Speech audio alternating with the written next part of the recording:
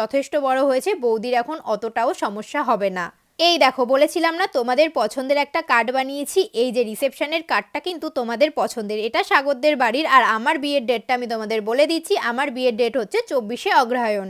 বেশি একদমই আর দিন নেই, আর আমার এখনো আইবুড়ো ভাত খাওয়া অনেক বাকি। জানো তো, আমি সবাইকে বলছি আমাকে বিয়ের পর খাইও, কারণ আমি আর খেতে পাচ্ছি না। আর এই আইবুড়ো ভাত খেতে খেতে, মানে এত তেল মশলার খাবার খেতে খেতে আমার ফেসে না পিম্পলসও বেরিয়ে যাচ্ছে।